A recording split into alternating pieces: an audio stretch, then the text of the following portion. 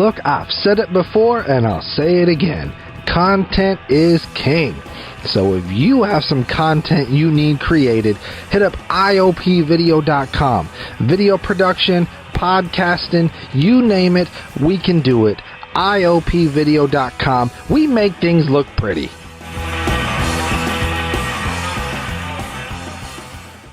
Welcome to the Voice Party. We got Master of Thought, Archimedes, Abria on the call. How's it going, Ark?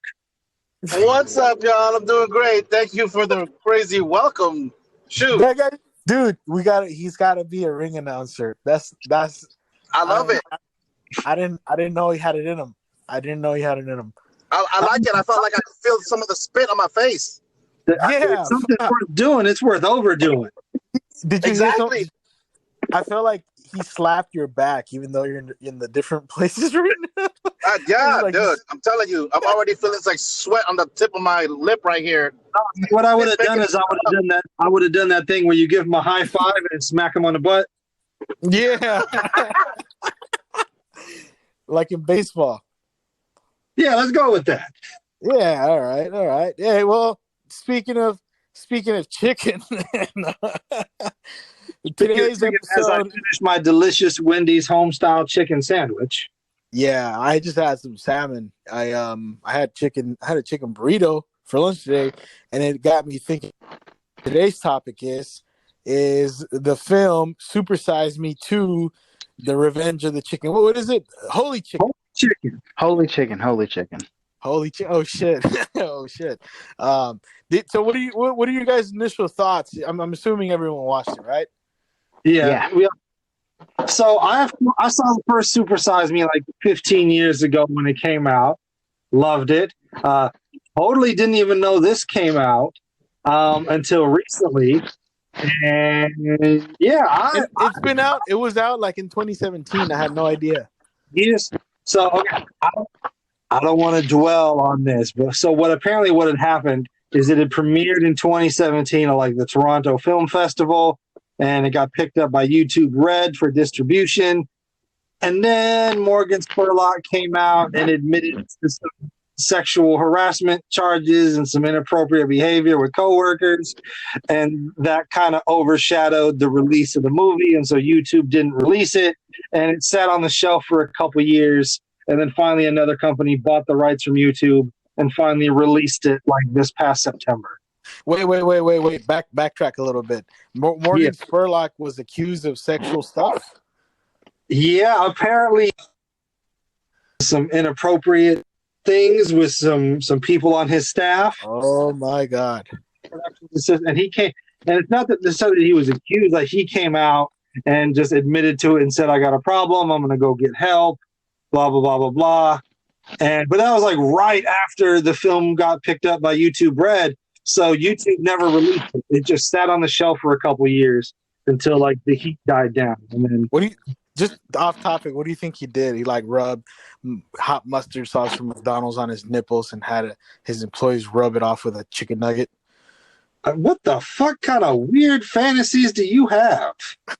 I'm sorry. I mean, I'm not going to thematically appropriate for the subject matter of fantasies, apparently.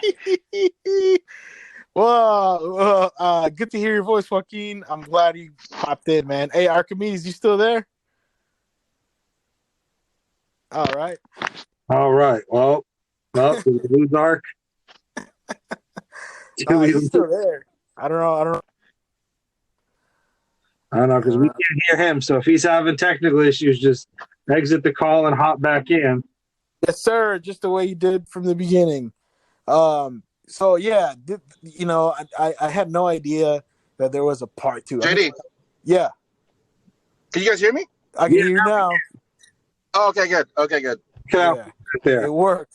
So Ark, you being a fitness person and overall healthy person, what were your thoughts on Super Size Me 2? I'm a bit disgusted with this movie. Yeah. I'm not even a vegan. I'm not even a animal rights person or whatever, but I feel like he was just trying to make you eat chicken regularly, like not regularly, but I've seen you eat your meal Not prep regular. with chicken. I'll eat chicken. You know what I mean? Yeah.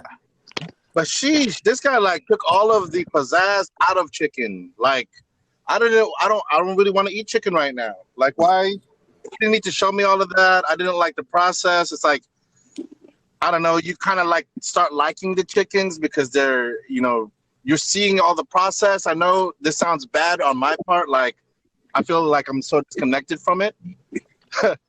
but I just think he's trying to make a lot of more money off of whatever he was doing back then, because it's been 15 years, like you said, since he made another film. Yeah, and I think that first one was pretty dope. I like the concept of what he was trying to do, but I think here there was no real revenge. I mean, like, what was his aim? What was he trying to do with this? He's give it a health twist? I think he's trying to expose like the corruption of Big Chicken. And which is a funny term if you think about it. It's a fucking this one like all powerful organization that supplies all the farmers with chickens. And if you get on their bad side, you're blacklisted. Yeah, Tyson. You know what? Big Chicken. I think you should call the Clock Father. The Clock Father. That's better. But, see, my opinion, it's kind of like I love sausage. But I don't need to see how sausage is made because then I don't want to eat it no matter how delicious it is. That's right. Yeah. I get where Ark is coming from. Like, I'm definitely not a vegetarian or nothing. I love me some meat. But even I'm like watching them like throw the box full of chickens on the floor and the chips. Yes. I felt bad at that same moment too. Especially because, like, in the beginning, Morgan's like all nice and gently, like shooing the chickens out of the box, and then the next guy just throws the box. It stimulates them. What the fuck? Yeah. Oh, dude, that was so. I was pissed. I got pissed at dude right when he said that because I really don't like abuse towards animals or abuse towards anybody. I had a hard upbringing myself, and I'm like, other people don't deserve that. They don't deserve to be beat down, especially. These are little birds. Yeah. You remember the part just a little bit after that, I think? They started growing their feathers, and it wasn't coming in correctly because they're growing too fast. Yeah. I'm like, what? Yeah. What does that mean? So there's a lot of documentaries about big chicken, the Monsantos, and this one reminded me a lot of that. If you go on Netflix and you see like a lot of those. Their aim is they're aiming it's advertising like the plant-based lifestyle, which I get it. It's and it was when I was watching this documentary, I felt like I was just watching another one of those movies. But one of the things I really appreciated about this was, it was only focused on the chicken, and growing up with like chicken coops in my backyard. Like I remember the first time I tried KFC, I was like, "What the fuck? What is this? Like, why are they?" I don't know if you guys have ever had like chickens from somebody's chicken coop, like a real organic chicken. They're not that big. They're actually pretty small. They're like the sleek. They're like the sleek version. Yeah, and then the bones, you can't just bite them off. You can't just bite a piece of it off. They're like strong as fuck. And it's when so growing up, like I remember eating like, what kind is this, like a different kind of bird, which it is, but it's like it's so sad to see, like, when they were, for example, the scene they're taking them ready for slaughter, like some of them just have heart attacks. You shake them around too much, it gives them a heart attack. That's the part where it's like someone said it's like modern day slavery. Not of humans, of course, but of a different species. And it seems horrible, dude. Like their life is so sad. Free range just means they have sunlight. Yeah, it just means they have the option to go kind of outside. But well, okay. So I think I was listening very specifically to this part because I always wondered what that exactly meant. And so the woman on the USDA was saying it's 51% daylight hours outside and 49% inside a shelter. So that means more than half of their lifestyle is outside, per se, right?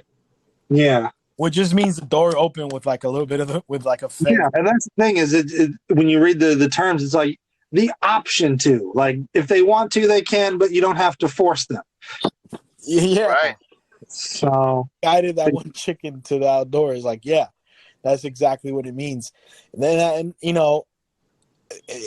it kind of, one of the things that I like that he touched on is ever since, because I believe this is something he had a big impact on in his first film, Super Size Me. It had a huge impact. That's the power of documentaries, man. Like, documentaries do have power to change cultures and to make change. After that film, I know a lot of there's a lot of there's salad options, low carb, whatever meals in like fast foods, and it's funny because that's something he kind of helped create in a way. But he also touched on how it's just to make you think you're eating healthy, whether it's at a fast food restaurant or some unhealthy snack. They find ways to, like we talked about this. I don't remember what episode we talked about this, but it's like eventually they're gonna find a way to like add vegan to Coca-Cola, like just to make you feel like, oh, it's vegan. There's no animal products in this, and that's kind of the I appreciate that he touched on, because I've sometimes I've gone to like fast food restaurants. They're like, oh, I'm ordering the one that's grilled. It's not fried, but it has bacon in it, and has and the what do you call it? Healthy bubbles or halos. Oh yeah, those like they're like tangerine oranges. Yeah, exactly. Wait. You're attacking tangerine oranges? What's going on with that? I'm not attacking them. You were talking about halos. No. I'm talking. I remember the thing, health halos, like little things that fast food places. They'll draw a little halo around something to make you feel better. I got what you're saying. Okay, my bad.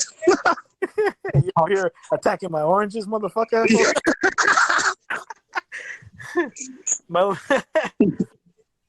No, but that it one of the things that I do like, I mean, watching it, that's the worst. I mean, without, it sounds fucked up, but like, I'm not a vegan either. I mean, I love barbecuing. I love chicken. I love everything. And like I said, when I watch some of those films, sometimes I feel bad, but I know there's a good way to do that. And that's why I wanted to talk to you, Archimedes, about that, because there's good ways to raise poultry. There's good ways. One more. What is that? Hello? What were we saying? Is there good ways to raise them? Yeah, like that's the worst way to raise chicken. I don't know if you've ever had chicken coops. I did when I was younger. Yeah, but there's a good way to do it. Like, not good, but having a happy, healthy bird, like eating a happy, healthy bird, it's a huge difference. We feel guilty about it. Like, you can try to be healthy and whatnot, or but the fact is, like, these animals are suffering, dude. Like, I watched it and I got bad. Like, I felt bad. Like these. Yeah. Do you feel like because when animals do go outside and they be chilling out in the sun, that they are happy and we eat happy because they're happy? Is that what you're trying to say? Yeah, I think it does. It does a lot to the meat. Like if it's constantly in suffering, it's constantly in pain and agony, it does something to the meat. Right. Yeah, that's dude, even if somebody cooks something for you and they're in a bad mood, it's gonna do something to your meal. Yeah, oh totally. Like they might spit in it if you're at a restaurant. Exactly. I mean, I think the big thing is you have to look at, like, well, how did it get to this point? And there's a huge demand on chicken. Americans love us some chicken. And if the only chickens that, like, we ate were the ones that died of natural causes, like people would fucking stop because that's not enough chicken to go around for people. Yeah, you're right. You're right. That's true. They have to like genetically engineer these chickens and do all these extreme measures just to meet the demands that we as consumers put on the industry. Right. No, I see. I can see that. And on top of that, to make it affordable, because if we were all eating organic, it's like only the rich would be able to eat for the most part. Like not only the rich, but it's. But you don't. Wait, I got a question on that though, because don't you feel that's just because like right now most of the systems are built on the on this like what is that called, like a factory line type farming style? But if everybody like followed a permaculture or an organic style, or where they keep like recultivating the land back into itself, I think that it would be a lot cheaper, a lot more affordable for everybody to do it. It would be. I mean, it would if there was more like, for example, I go to farmers markets, and a lot of these people who set up at farmers markets, they're your neighbors. They're I just bought some kombucha with CBD from some guy who brews it himself in Richmond. If there was more of that, for example, in the poultry world, or just on that, because that's something the film was about, that'd make a huge difference in your community, and it's self-sustainable. Right. I mean, even for myself, like I have a lot of friends. I like to garden myself, and we're like slowly increasing our volume or percentage of what we ingest from our yard. I started a few years back, and I can say I was only like maybe 1%, 2%, and that's like putting like blueberries and stuff in my drinks a few years back. But now it's it starts to get into higher numbers where even the natural rain is actually benefiting me more now, because I'll grow my own lettuce or my own like cucumbers. Oh, hey, you cut out, Archimedes. You said hello. We got lettuce and cucumbers. Yeah, lettuce and cucumbers. Yeah, no, well, it's sad. It's sad, animals and fucking factory farms. But like you said, the demand is there, and it's like I don't think that's gonna go away anytime soon. As long as there's like families who are below middle class and they need cheap food to keep going. The thing that I it's like the film kind of attacks more fast food, right? Yeah. But it's like it's not just fast food, it's yeah. What they were talking about like you're back, Art. So we're talking about how the film kind of attacks fast food, mainly like the marketing that fast food does to make people feel like they're making good, healthy choices, even though they aren't necessarily. I love when he opens his restaurant at the end and he just fucking has all that shit all over where it's like, here's what the chicken actually looks like. Here's where it's actually raised. Yeah, let's have a rundown of how here are some words. Yeah. Let's have a rundown of how the film starts. He starts it out by just exploring basically how fast food places advertise. Yeah, because since his first film came out, there has been a lot of changes. Yeah. Fast food have like really made an effort to try and brand themselves as healthy and having healthy options. They aren't necessarily healthy, but they're branding themselves that way. They offer salads now. They never used to do that. Salad from McDonald's. One thing I remember, like after the first Super Size Me came out, McDonald's got rid of the super size option and Wendy's got rid of the medium size option. But they didn't really. They just supersized now became large, and now and they just changed all the sizes. Like large became medium and medium became small. They kept the cups the same size. They just dropped the branding. Right. That's so powerful. I like that you're bringing that up, because I feel like a lot of people, or I should say sheeple, are swayed very easily just by using specific words like you're saying, to make it think like it's more healthier when in actuality we're eating the same thing or something just as crappy or worse even at times.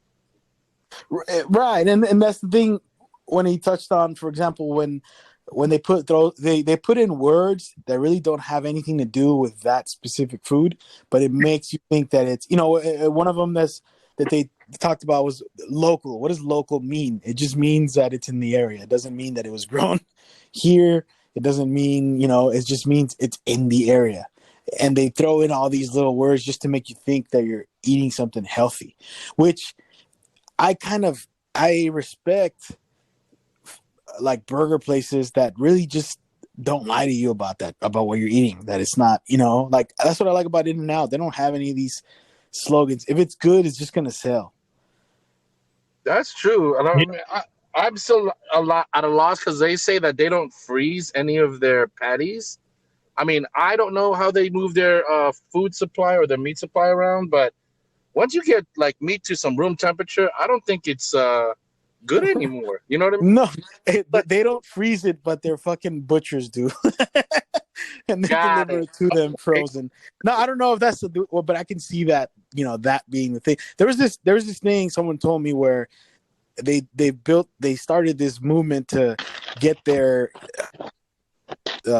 college to lower the tuition, to lower the tuition price, and they asked, I forgot when this was, and they went and they talked to the dean, they talked to whatever the board, and like, we just want to have the tuition lowered for future students, blah blah blah, and just to end whatever the movement was at the time, they're like, okay, we're gonna lower it, and then it's like the happiest moment. They lowered it for like $1.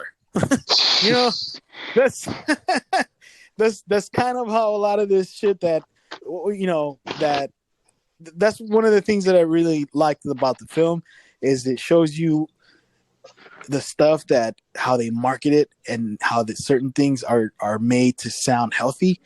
You really got to read the fine print of what that means, because, for example, I like when they go in the film, they go to all these these fast food places, which like Wendy's and Wendy's. Yeah, Wendy's. What did he say about it's like cardboard or something?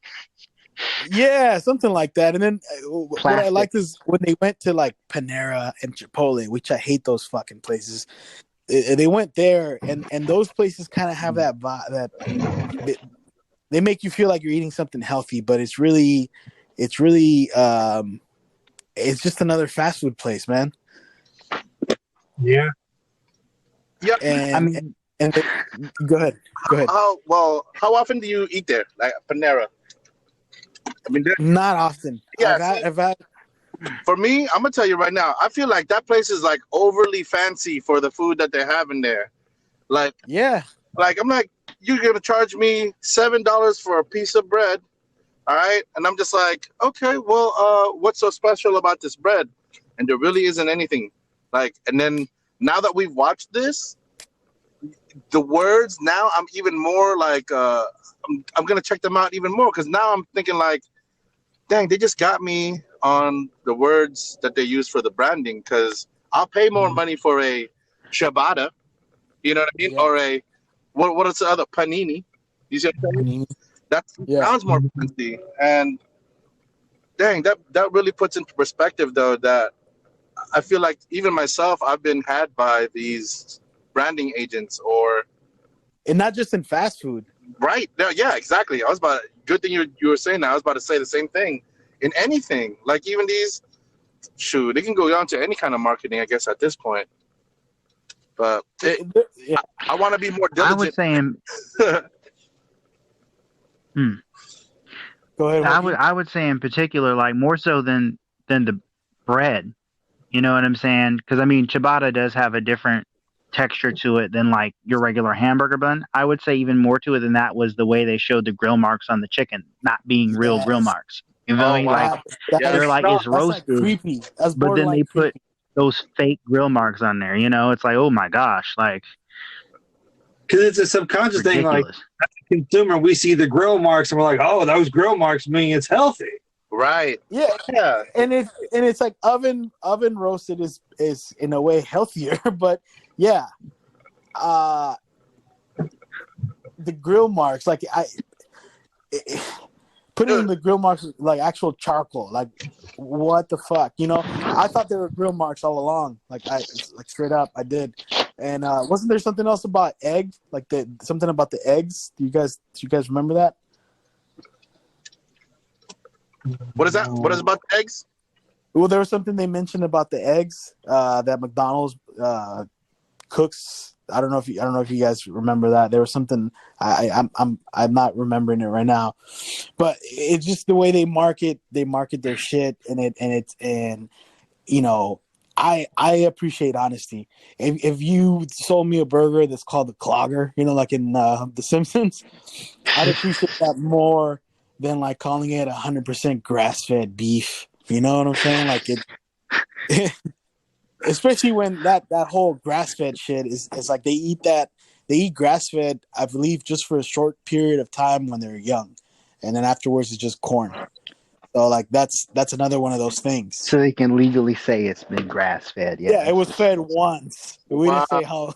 didn't say how often it was fed grass. 5 whole days. That is so. We fed it grass At some point.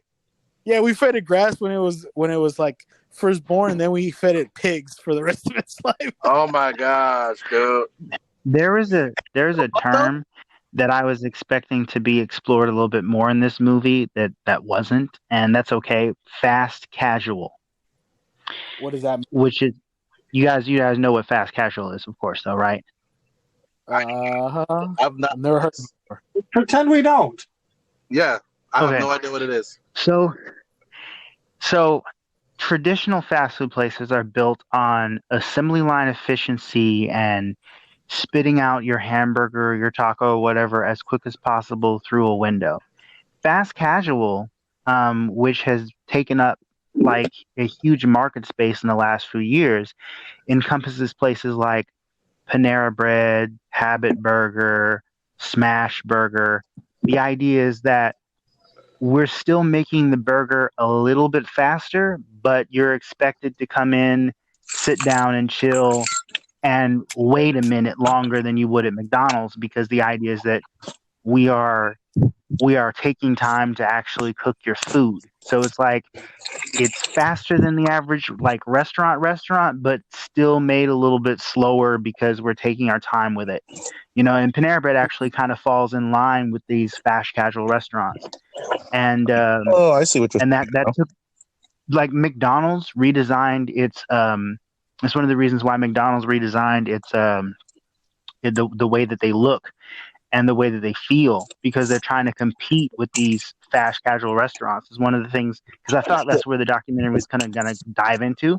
Because when I came into watching the doc, I was like, all right, because at first I was like, really, he made another one? What more could he possibly say that I don't know? Fast food's bad for me, they lie to me, whatever. And then I thought, well, what if he's going to explore the fast casual phenomenon? Because that's like the latest spin on it. And some of the fast casual food is arguably maybe a little bit better than your traditional fast food, maybe just like by a hair. You feel me? Would you consider In-N-Out fast casual? Yes. And the reason why I say that, I think they were fast casual before it was trendy. The reason why I say that is because I have a friend that works at In-N-Out, and he told me that they grind their meat on site. There's none of this prepackaged patties that shipped out. And Phil could tell you, like our friend who I don't want to name names right now, but Phil knows who I'm talking about. Like they don't ship. Say his name, Phil. You know, they don't ship the pre-made, pre-frozen, juiced up patties. They actually, here's some ground beef, you're going to grind it, you're going to peel the potatoes. They actually make their food the way McDonald's made their food back in the 50s. Everything's fresh, everything's made. Ship them pre-made fries. They ship them potatoes that they then chop up there in the restaurant. Which is why I don't get people like I think In-N-Out has the best fries out of all the fast food places. I mean, don't get me wrong. Wow. There's something about McDonald's that hits nostalgia for me, and I love it. But In-N-Out, hands down, the best fries.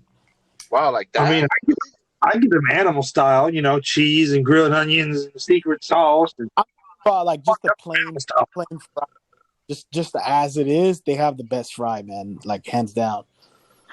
Like honestly, that's the difference between fast casual and fast food. Is like they take that time for that preparation. But You know, Right. it's also a perception thing. They're trying to sell you the image more than the food. Right, and Sell you this perception that this that's where it becomes annoying. choice for you than McDonald's or Taco Bell or whatever. But even though that's not necessarily the case, it's all about branding. It's all branding. Wow. now I would argue any restaurant that actually takes the time to grind their own meat is a little bit better than like God knows whatever McDonald's. Well, I mean, we already know what the beef went through for McDonald's because we've seen the first Super Size Me, but like Yeah. that's like going to Red Onion, which is for the listeners out here, Red Onion is like a mom and pop set of restaurants where they actually do take real ground beef that you could probably find in store or possibly a little better, and like make the patties there. It's not like corporately shipped. You know what I mean? But the traditional fast food places caught on to this fast casual stuff, and they're trying to like emulate the look, but the food is no better. You know what I mean? That's the thing about McDonald's is like, oh, we're gonna try to look like these fast casual places, but we're not actually gonna change anything. We're just gonna change the way we look. You know? And that's exactly what they touched on. Like the look of McDonald's changed drastically ever since. It looks like especially the one they went to, which I've seen a lot of those. Those are the newer McDonald's. Like they used to be. The gray ones. It looks like a It's building where like Silicon Valley people eat lunch at and shit. Right. Yeah. Yeah. I think you know what's funny too? So like, remember am I can you hear me? Yeah. Okay. So because I could yeah, we got you. back in the days when I was younger, just like you, McDonald's was very nostalgia hitting for me because, if I did something good, I would get like supersize me was a thing back then. So I was thinking like, oh, I get to supersize my fries. I get to do all this stuff. And now you're like kind of switching up the idea on me because I had no idea what this fast casual thing was. And now it's like, I feel like it's an insidious way to reintroduce something that's plain as day boring, or even, there was no actual change, but because, human beings are, off for novel things, I think that they're getting us through just manipulation of our own like mindset or our human nature instead of actually having great food, I would say, for like a place like Panera Bread, someone comes with the idea of like, you know what I'm going to offer? I'm going to offer soups and sandwiches, and honestly, and salads, and like that's the primary base of their menu. And I would say for like that kind of move or that kind of direction, like at that point, that's completely on the consumer. Like you walk in there, you get a tomato soup with like a piece of bread or whatever, or the fig salad and a tuna sandwich, like, but they're making it for you and they make it whatever, if you like it, if it's to your taste. I feel like that's still a little bit better than going in and buying like the Big Mac. You know what I mean? Yeah. So there is this. I think that some of these fast casual places, especially the first ones to call themselves fast casual, actually came in this with the idea of let's serve some healthier alternative fare and try to market ourselves this way, And I applaud that. I think that's kind of cool that they're actually trying to go back to some basics and they understand that there's a market where, let's be honest, a lot of people didn't have the time to cook for a while because we're living in an economy where, people are taking 2 part-time jobs because of,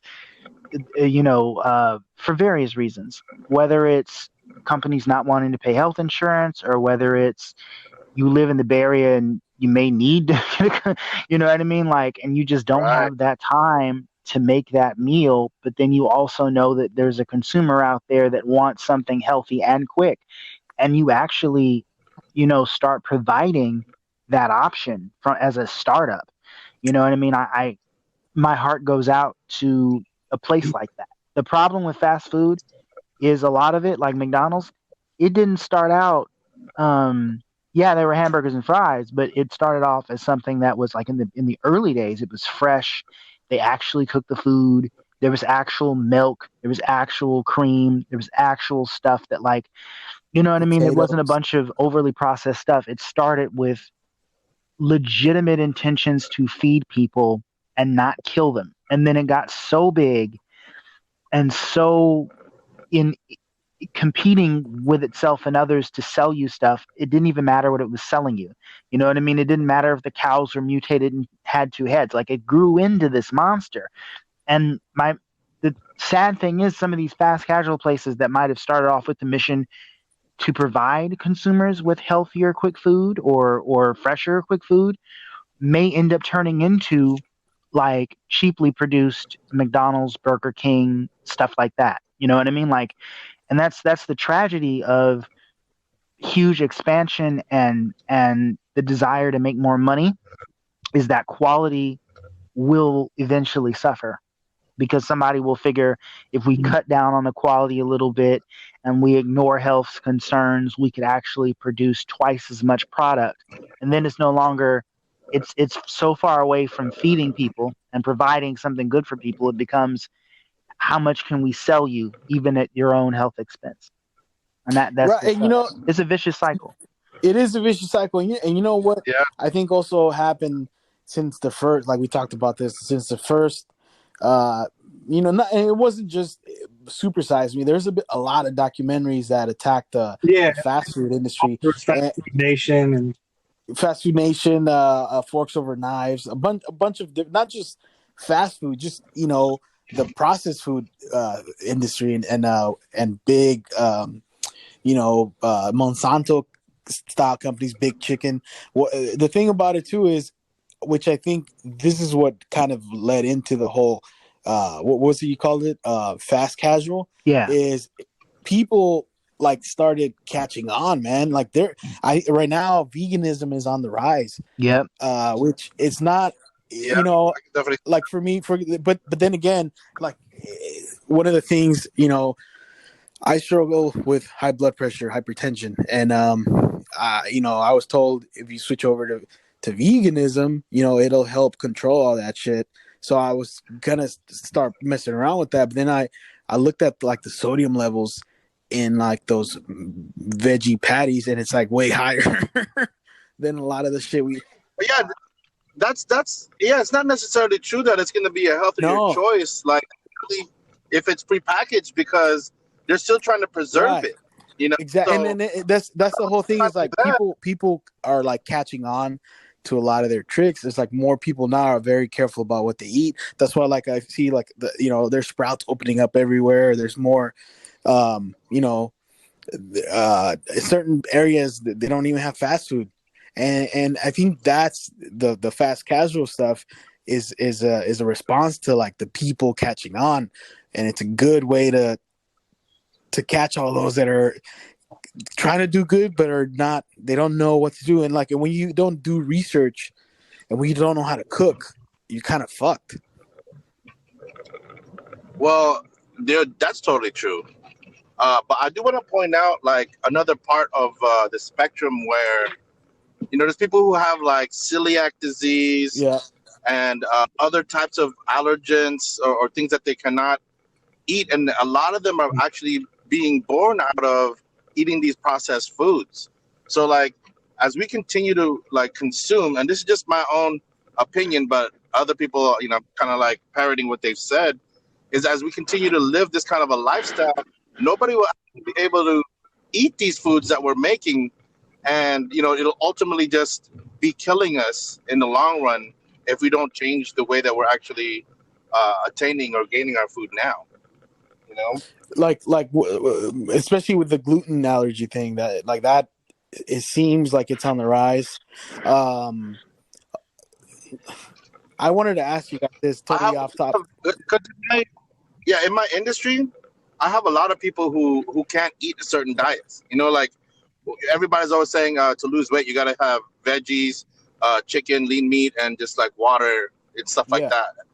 But not everybody can eat that. There's people who are actually allergic to plants.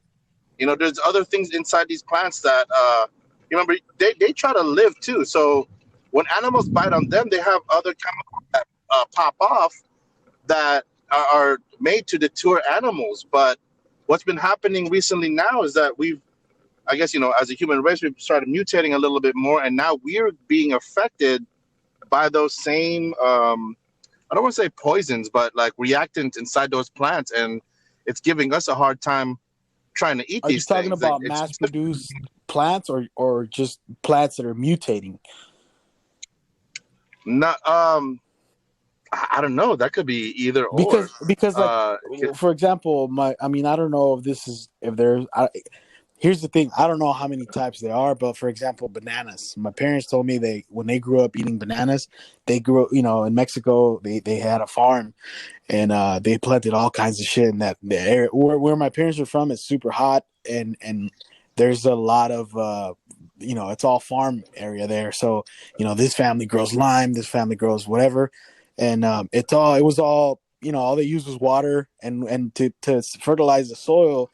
They used to get goats to like take over the last remaining whatever crops. They would eat that and then they would shit it out, and the shit of the goat would actually serve as fertilizer. So, and it's supposedly that's like the best way to fertilize soil. So, they had everything organic growing up, and they said this when they came to, you know, as years went by, they, especially living in America, like what the hell, like bananas used to have big seeds. What happened to those seeds? Yeah. No, I get you, man. Because even in where my parents grew up, it's a similar thing.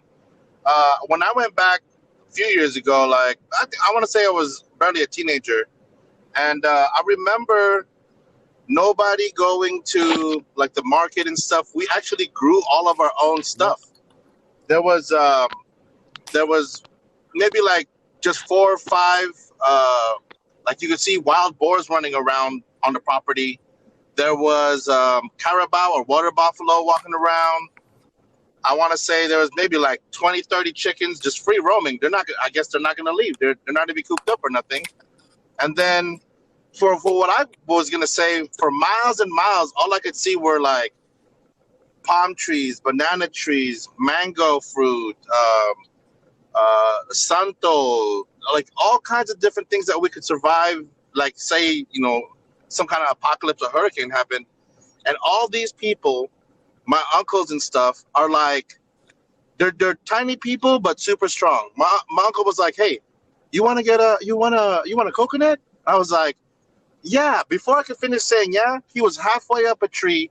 That tree is at least 70 feet up. He's saying, move out of the way already. Chops a coconut. It hits the ground. And this happens in less than 45 seconds. Wow. And I'm thinking like, holy crap. How did he do that? Why is he so strong? You know? And then that was just like one feat I saw that they pulled off. Then maybe like 2 days later, to get to our house, there's a river that you got to cross. This river is raging. They have a log that goes across, and it's only about maybe the width of your head or so. You know, maybe like, and I want to say 8 inches or something across. And they're walking across it with 90-pound boxes over their shoulders, like balancing beams like it ain't nothing. And I'm over here sitting down on this thing, gripping it for dear life, hoping I don't get swept away by the river. And I'm just like, okay, is there something wrong with me? Or everybody over here is kind of like a superhuman and nobody's eating any kind of preservatives or store-bought. It kind of goes back to what we talked about earlier, like those chickens, the actual free-range chickens that roam around in like someone's yard and eat, you know, not just grain. They fuck around with worms and they eat all these different things. Because, you know, if you feed chickens like a variety of things, that's what makes them strong. Like, you know, you give them some fruit, grain, and you let them look for worms. It's a different taste in the meat. Of course, you know, they have to mass produce. So in a way, we're eating all these mass produced things. We're turning into those things that we eat. Whereas in like your uncle who can hop a tree like whatever, like Manny Pacquiao. Yeah, it kind of goes back to that. It's what you eat and what exactly are you eating, you know? It's a huge difference. It's a huge difference of what it does to you. But it's like it's kind of one of those things that you can't really. I guess you can't really. I mean, it's not something we can do. I mean, I guess there is something we could do, but it's like it's not going anywhere soon. I mean, unless this coronavirus really just doesn't get a good number on some of these people, and then but that's another thing that the film touches on is how shady like the factory farming is. You guys remember that email that he got because he was fucking around with Morgan Spurlock is making a documentary like warning all the other farmers and whatnot. Yeah. Yeah. And it's like, I don't know if you guys have ever seen, I forgot what this other documentary was. I believe Conspiracy, or I don't remember which one, where all these activists who are in the Amazon, I don't know what they brought up the list of how many activists disappeared who are fighting against the big food industries. And it's like, oh my God. And like, yeah, these food industries, they make more money than like big oil. Like, I mean, food sells more than oil. You know what I'm saying? So it's like their pockets are way deeper than any other industry. It's just we don't talk about it because it's food. It's like everyday necessity stuff. But a lot of even like that chicken farmer that was helping him, he never got any more chickens after that. Big Chicken cut him off. They ruined his and career. he still owed them heck of money. That's so shady. Wow. And if the chicken part doesn't get to you, then this hopefully does, because that really broke my heart. They give him the small female chickens. They fucked with his money, and it's like he's an independent farmer, but it's like he's an employee. Yeah, because they were talking about like that whole tournament system, and he was pointing how like he had more chickens than other people, he had larger chickens than other people, but somehow he was in last place. And they were only doing that because they knew he was working with Kevin. And like, Morgan, but you know what it reminded me of? The whole system. When African Americans were first freed from slavery, the Southerners figured out a way to keep them as slaves to an effect, because they said, okay, here's a bunch of folks who have never had anything on their own, who have never had the opportunity to make their own money, and they've just been freed. What do we do to protect the plantation owners and take advantage of these people and keep them under a little while longer? They came up with the system of sharecropping. And with sharecropping, you basically loan the sharecropper a space of land, you charge them rent, and then the banks will loan you like a certain amount of money to have an investment on your crop. In the South, mostly cotton. And you'd owe the bank, you'd own your former plantation owner, former master.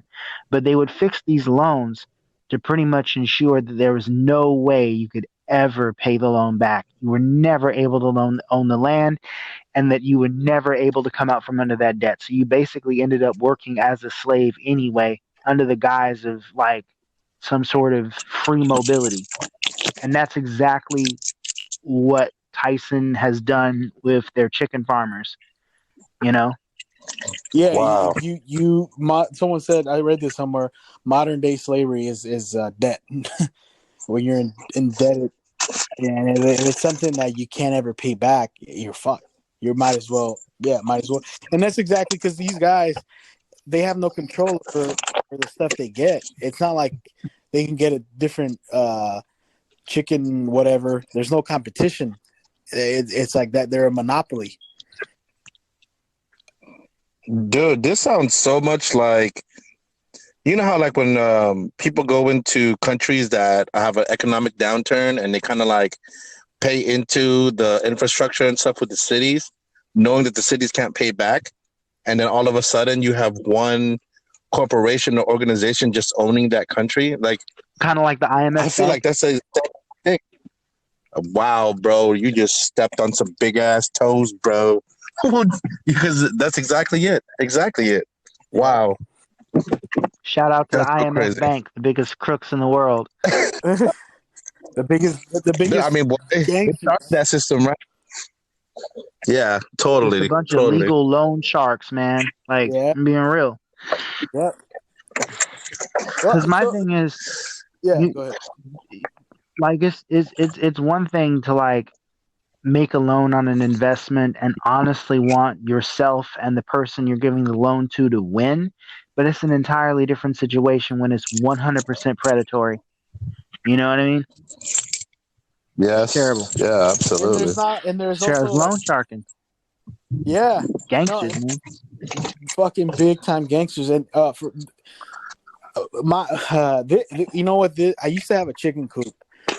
I know I'm bringing it back to the chickens, but I mean, that's but what this is all about. The chickens, right, yo. Cluck, right, yeah. cluck. I used to have a chicken coop. I got rid of it just because I didn't, it's not that I didn't have time, because it's really easy. You just open it, you let them out in the morning, they do their thing, they produce eggs, and every once in a while you could probably whatever, yeah, you cook one or whatever. But it's I think if anything, this films like these just kind of make me look at what I eat, and you know just seeing how like I understand why people go vegan. Like seeing how these birds are kept and how they're bred to be so weak, where they just kind of sit around and get fat and have heart attacks. It made me think about starting up a chicken coop again, like I used to. Because even if if I had too many eggs, I would just give them to friends and family, and I'm sure anyone would appreciate organic eggs. Oh, yeah. That's yeah. I think that and I think that's also a way to tackle this issue is the power is in the people. The power is in what the people buy. Like Real talk. that's way more powerful than, and not more powerful, but it's just as powerful as a vote. And what you buy, what you use your money and towards. So like if you as a whatever community leader, this is and I'm gonna announce it here because this is something I've been talking about with my friend from Urban Tilth for a while.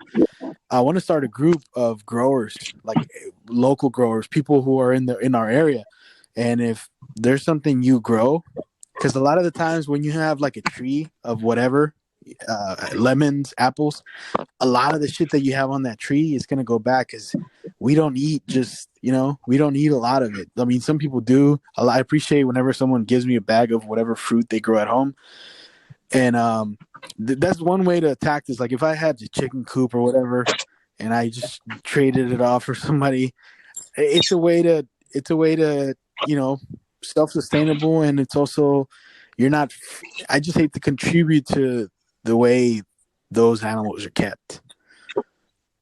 Well, you can count me in, dude, because we've off air have talked about this many Yeah. times, and I'm definitely ready to go with that. Like I said, I have a certain percentage already. I'm doing here, Yeah.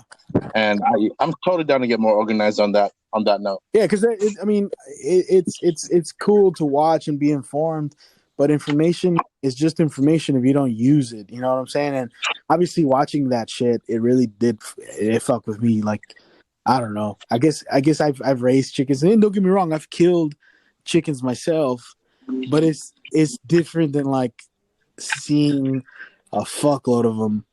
And especially like what Phil said, where that scene earlier where they just threw the birds from the boxes like into the floor, like oh shit.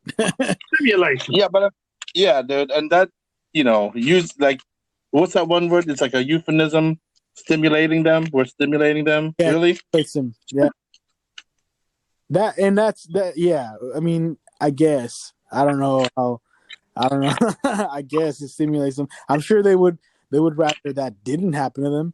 But like this one farmer said, if you raise an animal to where it only has one bad day, it's gonna be a great tasting fucking meal, and that's true.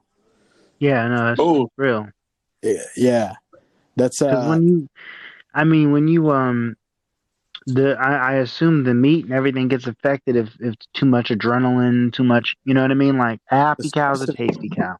You know what? Yeah. If you slaughter an animal in front of another animal, it totally fucks it up too. Like I've seen that happen with goats, where they slaughtered a goat in front of another goat, and the goat could see. It's not like it's fucking blind, you know. And Yeah, even that like messes. Like one of them maybe not be may not be messed up, but that the other one's goat is fucked. traumatized. That meat Yeah. is tainted, And you're man. eating the fucking trauma. Yeah, Yeah, dude. it's got to be bad for you. It's got to Oh, taste bad on some level. Like there's a reason that I what is mean, it, the wagyu beef, that yeah, Japanese that's beef exactly where what they I was like go gonna out say. and massage the cows, yeah. Yeah. you know? They get it drunk. They give it this. They give it this. It's kind of like I guess you could call it like a cow's version of beer, and they kind of gets drunk, and it's like they do that because it's super relaxed, and when they do that, they massage them when they're in that state of drunk, whatever it is, like cow drunk. They massage the meat so that all the fat gets into all of the because the meat is softer when they're drunk, so that when they massage them as they're drunk, the fat gets into the tissue of the meat. That's how it was explained to me. Yeah, I Yeah. mean that's all fine and dandy, but I mean veal is delicious. Oh, you're fucking horrible. Have a nice life, okay? I love me some veal parmesan. What is veal exactly? Is it a cow, right? It's baby cow. Force-fed baby cows, and they break their legs so they don't walk and burn calories, and they just shove them in a box and force feed them until they're nice and plump, and they're so delicious. I love veal. Yeah, that I've never had veal, to be honest. I've heard it's Ever good. had veal? Oh my god! Ever Oh, since I'll Veal tell is delicious. I feel guilty eating it, which is why I mostly do box pasta when I makes go to Italian restaurants. I'll tell you something. I'll tell you something. I don't know if you guys have ever had real grass-fed free-range beef. But actually, you know what? I got some once, and I actually cooked it for a boxing match. That it's funny he's here. Archimedes came over for, and I threw all this the meat on the grill. Do you remember that, Ark? Hello. I think he might have cut out again. Okay. Well, You know, it's a that big sounds fucking delicious though. difference. It is delicious. So we've I don't know how long we've done that. Um, we used to go actually more often. We had a connection with someone who was a rancher in Sacramento, and we would buy a whole cow and split it between 3 different families, and it was like the best meat. But the one time we slaughtered a cow, and while they were like taking it apart, breaking it down, quartering it, as soon as they like opened up the stomach, a baby fell out. Oh man. Yeah. All right. Do you? You didn't Yeah. tell me that part. I don't remember you telling me that part, but I do remember that fight. That was a really good. That was good. That was a Canelo Triple G2. Yeah, That yeah. was, yeah. And we remember that. Remember that beef? We ate I don't think we got like 3 different plates. You remember that? Dude, Like I was stuck on that couch for a long time. You know. yeah, we ate before the fight, we ate during the fight, and then we ate after the fight. And I remember you told me this because I mentioned it was grass fed, free range, and it didn't have a lot. It didn't have fat in it at all. And I remember you said like I don't even feel like the itis. Like I don't feel the Yeah, itis. yeah, yep. I know exactly what you're talking about. Yeah. And I want to say that's because the creature was, feeling great themselves. They felt light, because It was a calf. It was a calf. yeah, but you know what I'm saying though? Like the other Yeah. animals that we're eating all are bogged down by, they're overly grossly gigantic from the normal size. They're Right. filled with all these antibiotics and all these other things that they're not supposed to Hormones. be eating. Yeah. Hormones. Yeah. And The only problem with this is to get like that quality whatever meat. A lot of the times, if you buy, depending on where you're buying it, it's gonna be super expensive, or you got to kill it yourself. And like, how can you slaughter a goat in your fucking? If you do it in your bathtub or your apartment, people are gonna like. I mean, freak there's out. some people that practice that voodoo religion where they slaughter chickens and goats in their apartments in New York City. So that's a Voodoo thing. and Palo Mayumba, yeah, Yep. they do all that shit, and they But fucking but you know too, I've had grass-fed beef because when I first moved out to California, it's weird. I've run the gamut on healthy food because I grew You up in grew up on a farm, Arkansas. right? I grew up in a small town like in Arkansas, and like the yards are so doggone big. We were able to in the backyard grow maybe I want to say it was 6 rows of corn. Um, we had carrots, we had okra, we had collard greens, we had not potatoes. Um, we grew cucumber and fruit trees, strawberries. I feel like I'm missing a vegetable. Uh, Cabbage? Yeah, cabbage. So we grew a ton of stuff, and like I went out there and like you know what I mean. So it wasn't. I used to call it the farm, but it really was just like a big giant garden, like vegetable garden. But it was enough to feed us.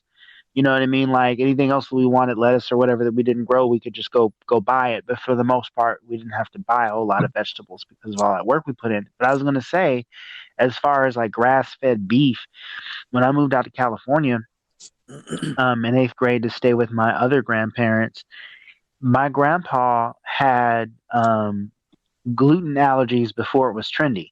Like he didn't even know he was part of a generation that didn't know what it was. They didn't have a name for it at the time. Yeah. But he found out. He just had stomach aches, huh? Well, no, it was deeper than that. Like my grandpa said that when he was a kid, he used to lose entire days. Like the next day, his family would be like, "Remember the parade?" And like, how you did such a great job, playing your saxophone when you were marching in the parade with the rest of the band. And my grandpa would be like, "That didn't happen." He would have Whoa. days where he blacked out. So a doctor in his adulthood diagnosed him, and he was like, "Yeah, when you eat wheat and when you eat corn, it's actually messing you up." And my dad would have my grandfather would have like these incredibly sick days, and so everything that he had to be without corn and without like wheat. So if we got beef, it had to be grass fed. It couldn't be corn fed beef. Otherwise, it would mess him up. You Jesus. know what I'm saying? So like when it came to pasta, it couldn't be like regular pasta. It had to be like rice noodles. Rice noodles. You know? That's crazy because like I feel that a lot of these gluten allergies are not just coming from eating processed. I mean, I'm just my theory because I was dating someone with celiac disease for years, but like it's not just from eating processed flour. I think it's also because a lot of like especially the like cows and pork, the ones we eat, the factory farms, they feed them grain. It's not like Yeah. and it's like what we eat are eating that, and then we also eat this shit as a side. you know, so it's all like it's all there, and it's super unnatural. It's funny, we just had him on. Sammy has this joke where he talks about because if us humans, if we eat a penny, by the time it goes through our system, it comes out blue, and it's like, what the fuck is in corn? What is that made out of? Because Right, because when you eat a corn, it comes out yellow. It's like, oh gosh, it's indestructible. It is a corn kernel that is undestroyed by stomach acid and chewing. yeah. Although if you got a whole if you have a whole corn kernel coming out, that means you should have chewed a little bit better. But still, Right, but everybody's seen that. Everybody sees the product they produce. Come on. it's like 32 times, fuckers. Like I got a question for each and every one of you. Yeah. I'm gonna ask you each at all individually. So I want to start with the guest. Okay. And then this is questions for everybody. What is your favorite fast food place, and what do you get when you're like, you're having a bad day? What's your go-to in that fast food restaurant? Ooh. Go ahead, Ark. Oh, you done. I want to say I'll go to Carl's Jr. and get the number What? 8 guacamole burger with the largest Coke. Sometimes I'll get 2 and then buy 4 of those triple sliders. Oh my God. That's me after a workout day, and I can't stop. And that's only that meal for that day. That's right? that's one meal for that day. Yeah.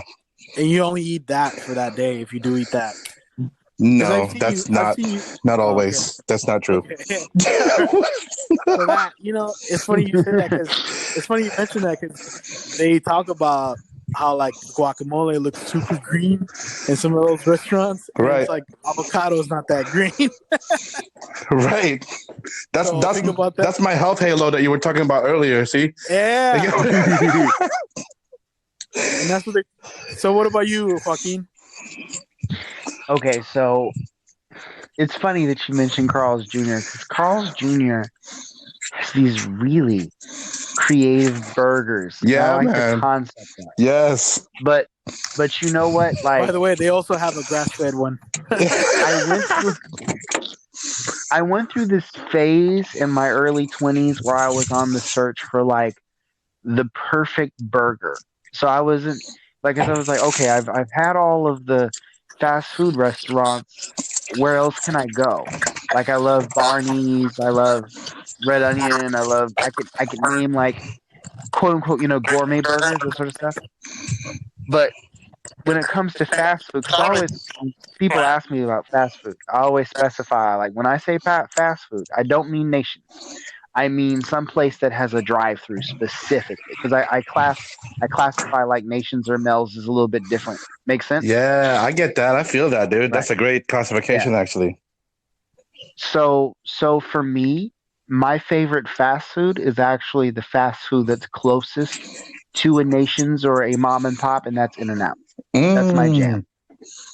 Because it's like they give you the quick service, and I know the story of how the food is actually made, and it's just a great combination. So I love their double lettuce wrap, and I know this is going to sound like I'm cheating because you know what I mean because of the no bread, but I actually do like my burgers wrapped with lettuce now, and animal style fries. Animal style fries. Oh my god! Oh, for sure. And a chocolate shake. You got your health halo with the protein style, but then you killed it with the shake, though. The shake. But you said like when you're having like a bad day, what's your cheat? That's my cheat right there. Yeah, no, but I'm also touching on the health halos. Like that's why I asked you guys all these questions because I wanted to know like if there's a health halo in there because that really made me think about that shit a lot. Like the other day, I went to get a burrito for lunch because there's this bomb ass taqueria by my job where I'm working now, and I got like a fucking whatever a burrito and then I was like, I was like supersized with whatever. And then I was like, and I'll have a Diet Coke. Like, get the fuck out of here. I said that to myself, like in my head, get the fuck out of here. A Diet Coke after all this shit. I got a burrito with a rice pudding that they had there. It looked delicious. And then but I got a Diet Coke. Like, yeah, who am I fucking kidding? Hey, Phil. Yeah. Wendy's. I think I could guess yours. But go ahead.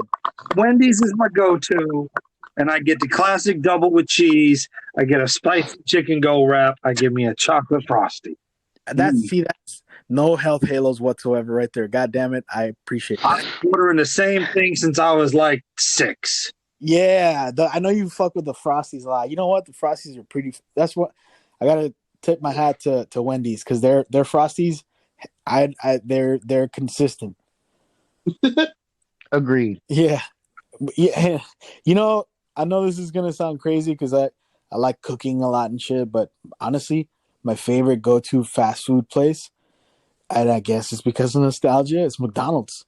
That's like my favorite like I know I said that In-N-Out probably has a better fries, and I mean like better as in a lot of ways, flavor-wise also, they're made with real fucking potatoes. But McDonald's fries, man, like I don't know what it is. It's fucking that Donald Trump hair fries. They look like Donald Trump's hair. I don't know. Dude, I've never associated those two, but now that you have, I can never forget that, dude. What? Yeah, I can't unsee that. Long and I can't low, unsee that. and well, honestly, my go-to at McDonald's is and I don't like ordering the Big Mac or any of that shit. I get the double cheeseburger and a double cheeseburger and a Mac chicken and a super or large order of fries. And what I do is I open up both burgers and I put a shitload of fries in the middle of both of them and ketchup, and I eat them like that. I don't know. It's like satisfies my soul when I do that. I mean, I'm not a big Mac person because I feel like it's too much lettuce, not enough cheese. So I'm more of a quarter pounder man myself. Me too. That's my go-to, dude. And I'm not. I used to always get 2 apple pies because they were 2 for $1. Yes, one for $1. That was so bomb. And now I'm just like $1 for a pie. Go fuck yourself. I'm not doing it. Yeah, but you know where they fucking got me though? 20 chicken nuggets for $5. Yeah. What? Oh yeah. And I always feel like such a fatty because I'm like, yeah, let me get a large number 2 with a Coke and 20 chicken nuggets. So now I'm not gonna lie, McDonald's is probably my second favorite. I just eat my sweet and sour sauce. I'm good to go. You know, this is going to sound crazy, but when I was like 14, 15, and I was working, I was doing little whatever jobs, and I was earning some money. And I always, like, as a kid, I loved McDonald's. You know, I never really ate it that much. But once I was, mowing lawns for myself and I had money, I would go to McDonald's often. And, like, my go-to meal was a double quarter pounder meal with supersized fries and a supersized Coke, and then a 20-piece chicken nuggets. And then I would, that's what I would get. But for, like, the road, I would order an ice cream cone. And I would eat all that shit. I would eat all of it. Sometimes I'd have to throw up because dude. Like, you're you got to order something to tide you over till you get back to the place where you. And I always got extra fries because sometimes on the way home, I like to dip my fucking fries in my cone, like in the ice cream. I don't know that haven't done that in years. You're not completely alone in that. I'm not saying I have, but I have heard many other people talk about this thing that you're talking about right now. Yeah. I mean, I saw it on an episode of Power Rangers in Space, and that's how I found out that was a thing. What? Have you guys tried that? No, I've never tried that. What about you, Joaquin? What, dipping the fries in ice cream? Yeah. You get the salty. I just said sweet. I only know of that because I've seen that done on TV. Okay. But but honestly, like I experience you should try. No, I would never. I don't think I would want to try it myself. But just to say you did, it's like, okay, look, I'm not even asking Phil because I already know I know Phil has done it, right, Phil? I mean, you get your sweet, you get your savory. It's the best of both worlds. Look, if I want sweet and savory, I'll get a bag of kettle corn. Come on, which is delicious, by the way. It's not the same. Hey, high five on but that. I'm not ruining my fries. It's not. You don't ruin your fries. Came from one of those wine and art shows down in Alameda or something, like one of them, right? Right out of that pot. Yep. So good. Well, you know what though? Like, back to the thing. You're not ruining your fucking. That's the beauty of it. You don't ruin your fries. Just if you dump a scoop of ice cream over your fries, then okay, you ruin your fucking fries. But it's like you can dip one fry into an ice cream thing. Try it. Like, it's weird, but I feel like everyone in America should try it. I don't know, but yeah, that's my go-to. This is my go-to like meal, which I'm trying not to have that because, like I said, the high blood pressure. Once you see, like, for example, chicken nuggets, the fucking sodium content in that. If you're listening and you have high blood pressure, don't fuck with chicken. Yeah, don't do it. Don't do it. I mean, what's crazy is we were talking earlier. Ark was talking about how people are allergic to certain like vegetables and stuff. I got a buddy who I was staying with out in Brentwood, and he's overweight, and so he went he went pescatarian, like vegetarian fish. Yeah. Yeah. And his whole thing is like, yeah, he started losing weight, but his problem is one, he's allergic to fruit, so he can't have fruit unless it's cooked. So Oh shit. that limits him on what he can eat. But then the other thing is a lot of tofu, and like all those Beyond Meats all have a ton of like tofu and stuff in them. And just this past weekend, he got kidney stones, and the doctor all the tofu he's been eating because you're not supposed to eat that much. It's supposed to be like once in a while. It's not supposed to be like 2, 3, 4 times a week like he was doing. You know why though, right? Why? So, at least this is what I'm understanding from it. So, especially if you have any types of, digestive problems or things like that. I don't know if everybody knows it, but I'm actually a cancer survivor. And one of the things they told me not to do was to eat soy because it actually helps to produce more vascularity around any cell. So, including cancer cells, it would actually help to regrow it. So in the way that you're talking about now, your friend was not supposed to eat that. It sounds like because he had already problems with inflammation in those parts, and increasing blood flow to those sections would probably increase a lot of bad things in those areas. And so in a healthier person, it probably would do them some good. But in his case, it sounds like it was problematic. Right, exactly. I go eat. I can't eat fruit. I can't eat soy. What am I supposed to eat? What about leafy greens? Can he eat leafy greens? Yeah, he can eat greens, but I mean, that gets boring after a while. Yeah, but when you're talking about your survival, like, screw whether it's entertaining, man. Like, and there's ways, I know that's easier said than done, but like it is. But there's ways to make it interesting. Like that's one of the things that I've fucked around with a lot. Because dude, I love to eat unhealthy fucking foods, man. Like look at me, obviously. And yeah, exactly. I spent like an hour talking about like health foods and how corrupt the fast food industry is, and then 20 minutes just like gushing over our favorite junk food. Well, the thing is, just because we acknowledge that the stuff is bad for us doesn't mean that we didn't enjoy it. You know what I mean? Like these delicious foods, these things that taste good, we have these positive memories because we enjoyed eating them. You know what I mean? But for dinner, just like do you guys remember that? Do you guys remember that documentary, Fat, Sick, and Nearly Dying? Yeah, yeah. There's this thing he said on there, like he doesn't believe at the very end, at the first one, I believe, he doesn't believe in unhealthy foods. It's just if it's okay to eat McDonald's once in a while, but when you eat that shit every day, then it's a problem. That's the problem. Yeah. Of course, the last time I ate McDonald's was like a month ago or 2 months ago. You're gonna be like me and be like, I remember the last time I had Wendy's. It was an hour ago. I remember. No, but like, I mean, of course, I don't think that's why I when someone says I'm vegan, like, goddamn, like not that extreme. I may not eat meat as much, but like I can't see myself just giving something up completely. Like, I mean, of course, I don't want to eat McDonald's or any fast food place. Yeah, I haven't had fast food in a while, but I don't know, dude. I don't want to. Well, can I tell you a story about what happened to me after surgery from cancer? Yeah. Please do. Like how you're saying it right now, you're saying it's hard to give up, right? But when you get into a situation where the next thing you could eat could kill you, what would you do? Right. You know? No. I'm talking about moderation, though. I'm not talking about, You're not talking about situational. I got you. Yeah, no, I'm not talking about like all the, I'm just talking about, like, of course, dude. Yeah, I went down a crazy rabbit hole, dude. I mean, I'm talking about, I started researching veganism, the Gerson therapy. I think there's a great documentary called The Beautiful Truth.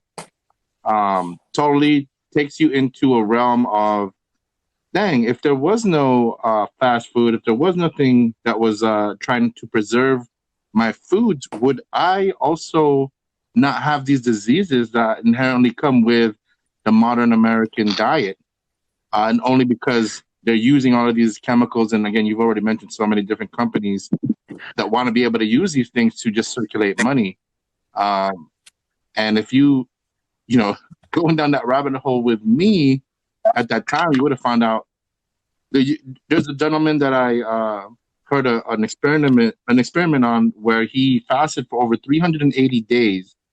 He was about 500 something pounds, lost almost 400 pounds in this process in a year, 380 days, right? A little bit more than a year, and was perfectly fine by fasting, drinking water, and was monitored with all of his vitamins and nutrients by doctors. So do we really need food? Or because I mean, it sounds like the energy we need is already on us, and we're using, these vitamins and different minerals to actually have access or generate. I was going to say electricity, but energy from the fat that we're actually already carrying around. So and then it takes into perspective also, like, why do people fast? I hear a lot of people in a lot of different religions fast for a lot of different reasons, but I think one of the main ones, if you're religious or not, I think it gives your digestive system a rest, and then your body starts to take care of the other things that it was supposed to take care of when you bombarded it with so much food or excess drink or any of the pleasures that we like, different vices. And then all of a sudden, your body's like, oh yeah, I forgot. I'm supposed to be healing myself. I'm supposed to be lasting longer. I'm supposed to be, getting all of the dead cells and popping them out into my excrement and like urine pathways, But it took that in my life to hit. And I'm not even going to say that's a rock bottom. It was just a realization of, you really got to get your stuff together. And this wasn't even like a big tragedy. It was just like something that seemed so innocuous at first, because it was just a little bump on the right side of my face, and it slowly started to grow. And my sister thought it was like a molar or wisdom tooth going out the wrong way, because she worked at an orthodontics office at the time. And now I'm just like, okay, I take into a lot of consideration all the different foods I eat, but I find myself being a little more complacent on restricting myself, because I do like enjoying those things still, especially you're gonna go crazy if you cut it all out, right? Like, to be honest, right? Yeah, so it's you give and take. Just talking about what we talked about, I've started craving a fucking burger. Yeah, totally. You know what? Like, looking at Morgan Spurlock's both documentaries. Mm-hmm. I don't know if I said this earlier, but going in to watch the movie, I was kind of like, I said something like this earlier, was like, I was a little bit hesitant, because I was like, man, I already know what's going on. Why do I have to watch the sequel? But then he showed me something that I didn't know. I learned, whenever I watch a documentary, I have two reasons I'm watching, right? I want to learn something new, and I also want to be like engaged. You know what I mean? Like, one of those two things needs to happen. He did both, and he did it in such a fresh way. But I'm gonna throw this out there real quick, because we were all just waxing poetic about like our favorite meals and what we need to do in general. My father said something to me like a few years back. My father has been battling weight issues for years. Like, he's like 4 or 5 times my size. Right? It's crazy. And he said, you know what, son, even when I was a kid, because he was like born in the 60s, grew up in the 70s. My father said, when I was a kid, McDonald's, Burger King, whoever was around, it used to be considered this extra special treat that maybe you got at the end of the week on a Friday. Payday. You know what I mean? Or once a month, depending on like your family situation. But then people, stuff like a bottle of Coke used to be just this extra special treat. Everybody else like maybe drank water or fruit juices or whatever for the most part. But then things changed, and people started to rely on this fast food like every day. And the irony of there needing to be a documentary to expose the fast food industry is ironic, because it's like the only reason these documentaries need to be made is because people, and the only reason people are complaining and like signing petitions and trying to topple down these crazy food networks is because we all have collectively forgotten that there's nothing wrong with making our own doggone ham sandwiches with tossing a pickle in the old lunch pail and maybe some carrot sticks on a daily basis. Right. We've all kind of gotten too dependent on these places for sustenance, and it's like, yo, we don't actually have to go to any, really, if we just spent a little bit of extra time and made ourselves some tuna salad or something, you know, egg salad set, whatever it is, boiled eggs, and you can do it, you know, and it's That's just like so we true. forgot somewhere along the way. I mean, don't you feel Bill, kind of shamed sometimes, like adult shamed, like, oh, you're making your own lunch, why don't you just go buy it? You know, I've heard this mentioned many times, actually. Like, a lot of people that I know from the Kaiser Permanente, even though they promote a health, you know, they even have like days where they can just take off work because they're feeling a little bit down, you know, like it's a me health day. But I hear these people shaming each other for bringing their own food sometimes, and I'm just like, that's exactly what you're talking about right now. We're supposed to be doing that, and then we're taking on actions in our social life saying that that's not actually the good thing, and we're like glorifying eating these things that, like you were just mentioning, that's how we were tricked into starting to do that, you know? Yeah, and I think that's like, especially, I mean, I know there's people that only eat out, and I never understood that, because, you know, I mean, I cook a lot. I mean, don't get me wrong, it's not always healthy shit. You know, I fed all you guys. And I am so happy you have. but You're an like, amazing yes, cook, by the way. absolutely. Amazing cook. Oh, I love cooking. There's, for me, like today I made some veggie stir fry with wild salmon and wild rice, and it was great, man. It was great, and I love cooking. I met people who only eat out. They eat out for every meal of the day. Holy shit. And I think it's I don't know if you guys know, but I believe it's Bolivia.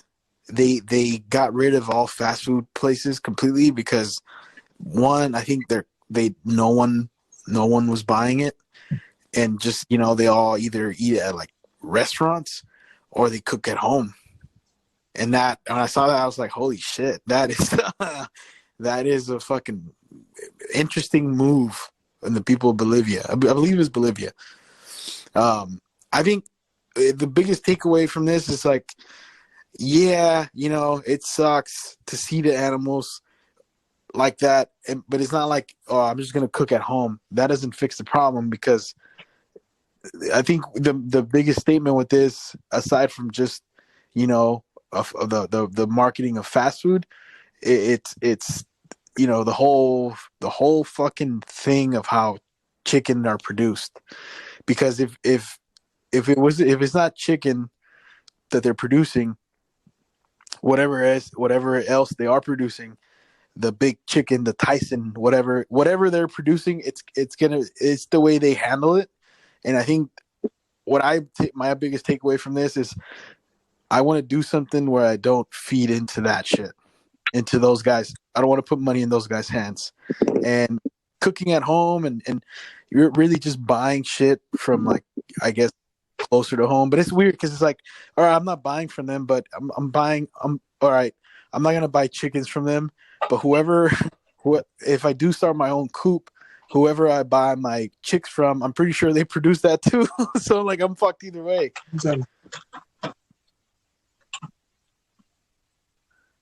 My biggest takeaway from this is just, I gotta just start shopping more local and cooking at home. I don't know. What are you guys? A takeaway?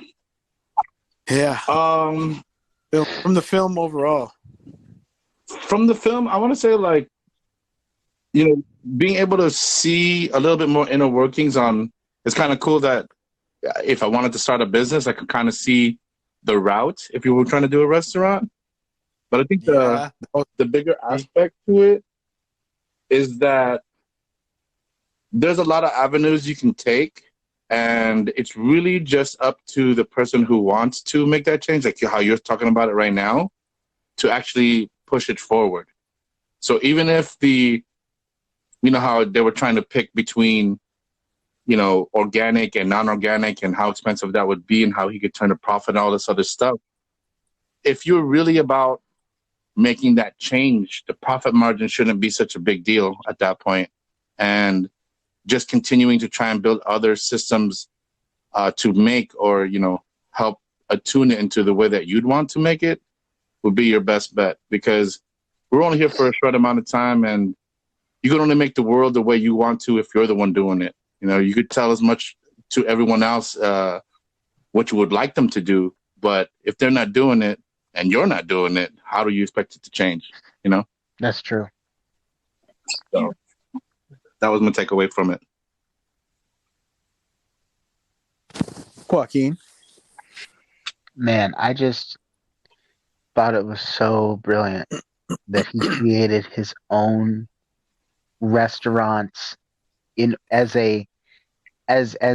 essentially an educational tool. Like, and the irony of his restaurant actually being so doggone successful financially at the same time is crazy. Sure. Yeah. So it's like he was able to do some good and be totally honest with his branding and say, no, this is how we raise the chickens really, and this is the harsh reality of it, but the chicken is delicious. And I thought that was like part documentary, part performance art, part restaurant business, and part, journalism. And that piece of the movie is honestly, it's like one of the best documentaries. That makes it one of the best documentaries I've ever seen in concept. And he will always have my respect as an artist, as a filmmaker for that. That's so good. One thing I on what you just touched on that I really appreciated about it was how all these little marketing tricks that these fast food, because dude, they hire the best people for that. I mean, they have the best motherfuckers, working to advertise their shit. There's a lot. It's an army of Don Drapers. Yeah, and it's like, dude, if just watching that, if you take away everything, one of the things you can take away from, especially for each and every one of us here is involved with something where you are in a way advertising for it every day. You could take a lot away from how they operate for our own shit, whether it's Astro Armada, the Voice Party, Frosty Minifears, IOP Video. Like, we could take a lot from how these motherfuckers operate. Like, if those things they do, they're used for good, like, there's power to that. Yeah. No, I get what you're saying. No staff. Yeah. Well, Phil. Yeah. What's your biggest takeaway from the film? So I'll be honest, it didn't really change anything because I had Wendy's for dinner today. Did you learn anything new? Did you learn anything new? It sucked seeing what they were doing with the chickens. And for me, the biggest thing is just kind of seeing. Someone's got to die. No, I'm just kidding. But I mean, my biggest thing is just seeing like how corrupt like the big chicken industry is and how much favoritism there is, and how it's almost like the mob. How it's fucking run. Like when you get on their bad side, you're blacklisted. That poor farmer, like, he didn't get no more chickens, all because he helped Morgan make this movie. Which I wonder what that guy's up to now. Because I hate watching these documentaries and like, he just, he killed himself in the garage. Yeah, what the fuck? And he seems such a nice guy too. You know what I mean? Like, yeah. Oh man. Hey, do you remember? I'm gonna put this out there. I'm all his way for a chicken sandwich. You remember that movie when I just mentioned Fat Dead nearly dying or Fat Sick nearly dying? That fat guy that dropped all that weight, and then you watch the second one and he gained it all back. I was like, oh fuck, that's horrible. But that's what. What's funny is I remember I saw Fat, Sick, and Nearly Dead. That was the juicing one, right? Yeah. I remember watching that, and then I left to go use the bathroom, and I came back, and all of a sudden he was skinny, and I was like, "Who the fuck is that?" And my friends were like, "That's the guy," and I was like, "How the fuck long was I in the bathroom? What the hell?" Oh yeah, that. And then the second part, he gained weight because I guess he lost so much weight so quick that he never made those changes that you have to make in order to lose the weight where you don't, because it's easy to, I'm not saying it's easy, but you can juice and lose it all. But then once you lose it all, you're like, all right, I'm going to keep doing what I was doing before. Yeah, because the thing is diets don't work. It's life changes that work. And I'm sure, Yeah. You see that shit all the time. People think, oh, I'm just going to lose this weight and I'm going to continue doing the shit I used to do. And that doesn't work. Yeah, it's you know what? I'm just going to stop smoking crack until I can get my life together again. And then smoke crack again once it's together. It'll be fine. No, dude. No. It's not how that works. Right. So we gotta start. We gotta do. I think we did it for the Joker, but we gotta get a rating system going for the voice party. So 1 out of 10 stars. What do you give it, Joaquin? You know what? Did you say you only gave it 1 out of 10? No. From 1 out of 10. This is our rating system. Oh, voice party rating system. Man, I since this is a party, I think I'm gonna give it oh man, I think I'm gonna give it 8 out of 10 confettis, man. Nice. Wow. It's good. That's all right. 8 out of 10 confettis. What about you? Who, me? What? Was that me? Yeah. Well, my bad. I didn't hear my name at all. I said, "What about you?" Yeah, and I didn't hear my name. Oh, my bad. It's all good. I'm gonna give it just under that because 7 out of 10 confettis.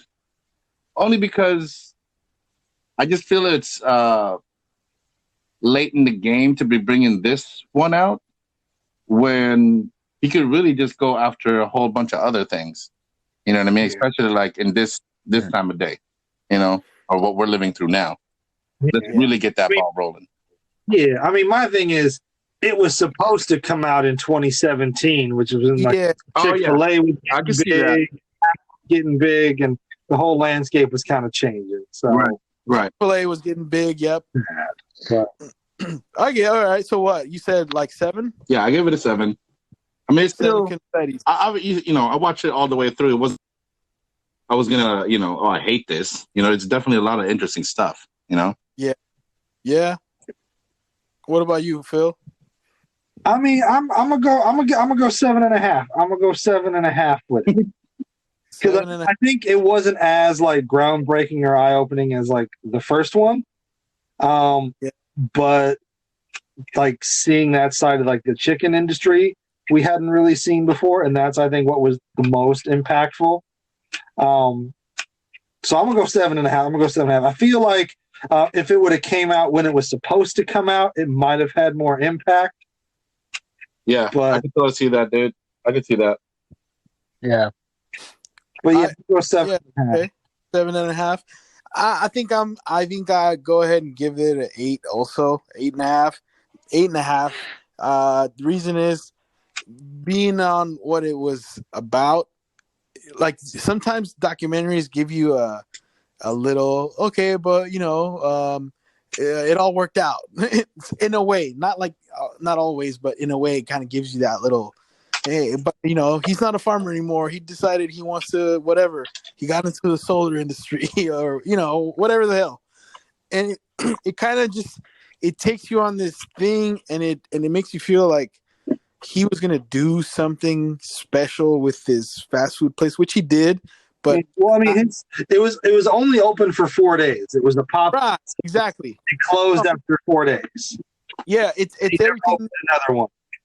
Yeah, and it's everything you Farmer still ain't got no chickens. fucking shit. And it's everything was kind of a heartbreaking and disappointing. The chickens all died that we saw as babies. The farmer didn't get chickens anymore, and then that shit's still happening. So it's kind of like and there was no happy ending. So it's like life. It's truth. You know what I will say. I think, and I don't know what has happened since or whatever, but word to Spurlock, he owes that man something because that dude got screwed over trying to help him get the truth out. Like if Morgan Spurlock doesn't split some of the proceeds of this film with that man for helping him out in that way and sticking his neck out, like, nah, I can't. You know what I mean? Like this dude ruined himself. Yeah. For your film. For reals. I feel You that, owe bro. him. I feel that. You owe him. And like, because he did the right thing. Yeah. You know, he did the right thing. I hope. I mean, there's no way to fucking verify. Like, you know, hey, what are you gonna do? You go look for him. Hey, are you okay? You know, I always I'm always interested though in what happened. But yeah, I hope he got something because, and now his son wants to get into this shit too. Like, nah, dog. Like you guys are finished. They gotta have that. What's it called? From The Godfather, the what's his name? Luca Brasi visit. The muscle. The muscle. Yeah. Hey, you know what? Just because the father is out of the business, the son can still they'll still take advantage of him too. Oh yeah. They'll be like, oh, you want to get bent over and pegged? We'll get you. Yep. We'll get you. It'll be like Women's Day in the Deadpool film. You know what I mean? When Ryan Reynolds' girlfriend are going at it, and you remember what happened to him. Strap on. Bend over. Yep. Yeah, Yep. dude. Yep. That's the shady, that's the shady part about it. Like imagine the ones that don't speak out, like what's going on with them. You know, the ones that are too afraid to speak out. I mean, this guy was already doing bad, and I think that's why he spoke out. You know, so. I don't know. I don't feel like there's a lot of people who want to speak out because maybe they've already become accustomed to that lifestyle, and kind of like proofs in the pudding. Dude stuck his neck out, and look what happened to him. Yeah. So I really feel like that's probably one of the main reasons why he's doing these films is because we're kind of like letting it lie amongst the people who are already living that life. And if we don't cause a stir or cause any kind of commotion to even look over some of these documentaries, then nothing's going to change, So, again, we're proud of this guy. He's a weirdo in a good way, if you get what I'm saying. He's just he sees things in a different way and helps us perceive things that not most of us can unless we get the time to be able to do a film like he's able to, Just so we're clear, so you were 7 out of 10. Yeah. And then Joaquin was 8 out of 10. Bill was 7.5. It was 7.5 over 10. All right. Okay. We were all pretty close in our rating. Yeah. So it's I guess say it's a 7.5 out of 10. That's what we kind of give this film overall, right? Yeah, that's about right. That's a good average. Yeah, that's a good average. All right. Well, I mean, I guess we all spoke our piece on the film. Do you recommend people to watch it, or do you think maybe don't watch it because it's going to ruin chicken for you? Oh well, I say watch it. People need to know. Yeah. But if you don't like scenes like that, or if you don't care to change the way that you're thinking about it now, if it's not an interest, don't do it. Because documentaries have power, man, and certain documentaries will get you to want to change something in yourself more than like more than certain films. I mean, it depends. I'm not saying more than films. It just these type of documentaries fuck with you and how you, it really makes you question your shit. So yeah, I would say. I mean, if you if you are gonna feel uncomfortable with it, if you've ever seen, some kind of what's that book that changed the way slaughterhouses run back in the 1800s. I don't know if you're familiar with this. The jungle. Oh, the Kurt Vonnegut The jungle. novel, that one The jungle, isn't it called The Jungle? by Upton St. Oh, the Upton St. Clair novel. Yeah, It was The Jungle. it Yeah, was written during President Teddy Roosevelt was in power, and it was just about how yeah. Upton St. Clair's yeah, The Jungle. Yeah. and it was about how fucked up the slaughterhouse industry was, and how dirty it was, and there was no like sanitation, and the book was so powerful that it changed the way slaughterhouses run, like as far as like cleanliness, sanitation, and all that, and that just speaks on how a lot of these things, whether it's Super Size Me or what was the other one Phil mentioned, Fast Food Nation. Yeah, all these things, they kind of will fuck with you if you watch them and you really care, and it'll get you questioning what you eat and how you live. So I say watch it with, I guess, be prepared to have your lifestyle fucked with if you. I had one. It'll give you that Soylent Green is people Was that? kind of moment. I said it'll give you those films will give you that Soylent Green is those films will give you that Soylent Green is people kind of moment. Like, it's people. Soylent Green is people. Dear God. I had Wendy's for dinner, so it didn't really change anything. Yeah, nah. I mean, that's you, Phil. You stubborn. Oh man, Yeah. When we're talking about the chickens dying and like everybody talking about how it's all sad and all this and that, and I just imagine Phil's like reaction to the chickens. Somebody's got to die for this deliciousness, like some shit like that. No, I'm not gonna lie. When we had recently we had that conversation with that vegan chef. Yeah. In my head, Phil was chomping down on a hamburger at that very moment. That's why he didn't say anything throughout any of that interview. I don't think he was busy eating delicious meats.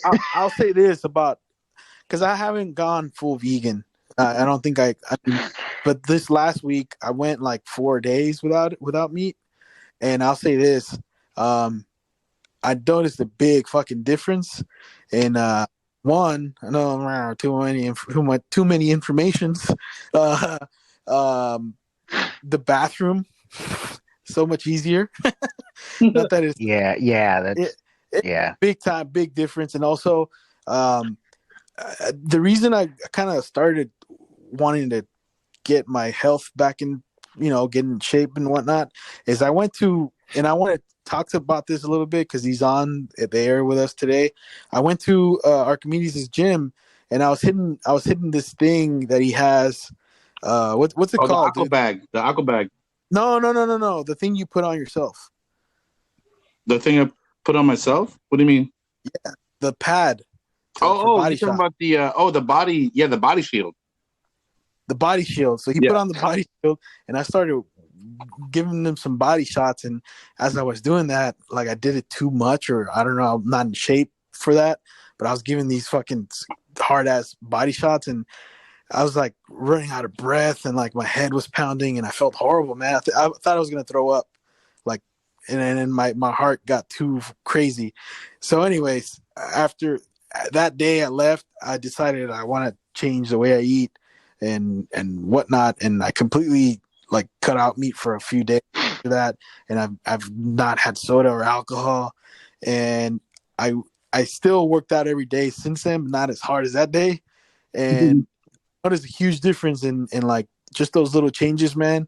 Like when I work out, like my breathing, I don't know if this had anything to do with it, but like the breathing has gotten easier. I mean, of course, I'm getting a little bit more in shape, but it's like after I eat, I don't have that. I don't want to do anything for a few hours feeling, So yeah, it's worth to try it. I mean, I don't know if I'll do it all the way. I'll definitely have incorporated more veggies to my diet, but that's, watching this on top of everything else that I've already had, it kind of just puts in a little bit more perspective on what I eat, So yeah, that's my thing. And while we're talking about it, shameless plug. Tell the listeners about your new gym. Well, it's a fully private gym. It's key card entry and key card parking lot. Appointment only, no public walk-ins. So if you don't know me, you probably won't be able to get in there. But I'm down to help you if it's a word of mouth thing, and word of mouth could work with this voice party. All right, because especially now with this whole COVID thing, we do have to abide by a lot of different rules, and a lot of it is just spacing out people so that we can keep it clean in there before anybody else gets in to use the equipment. So just respect everybody, Come on down if you're ready. I serve ass whoopings on a daily, so if you're ready for that, come see where I'm at. You guys, Well, thank you for hopping on here, Archimedes. Thank you for sharing your knowledge and dropping some wisdom on everybody here. No worries. take us out, Phil. This has been the Voice Party, everybody. Be sure to enjoy your delicious chicken sandwiches and have a good time, everybody. Yes. Oh no! All right, we're out, Greenest people. people. Thank you. We're out. Peace. Peace.